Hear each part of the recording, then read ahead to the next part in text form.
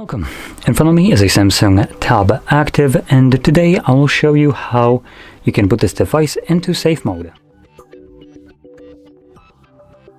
To get started, you want to hold your power button and volume up.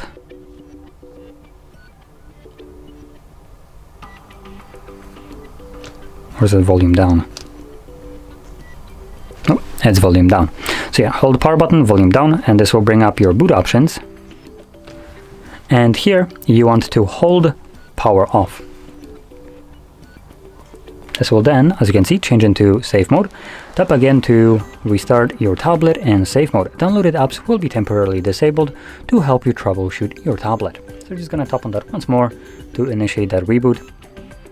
And just to explain this message, it is designed for troubleshooting your tablet, meaning the mode. So in this mode, any application that you have installed yourself will be temporarily turned off, and neither you nor the device will be able to start it up.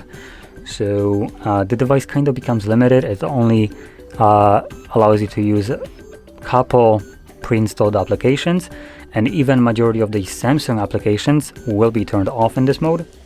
So if you want to, maybe if you downloaded some kind of application and it's causing you massive problems, you could put it into this mode, get rid of that application, assuming you couldn't do that before, and everything should go back to functioning normally once you reboot the device once more.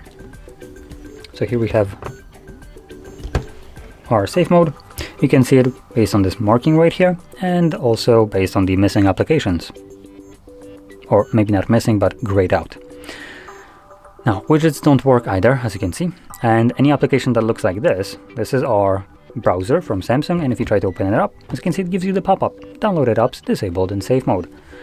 And this extends to Google applications as well, so Google TV, YouTube Music, a Drive, Photos don't even work here, which is very interesting. And then we have things like Bing, RAR, obviously that's a third-party application, Edge, also a third-party application, AI Assistant, Epic Games, those are also third-party.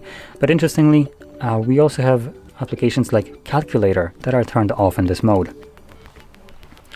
So there we go. Once you're done troubleshooting your device and you want to go back to the normal mode, just get back to your boot options and simply select the restart option.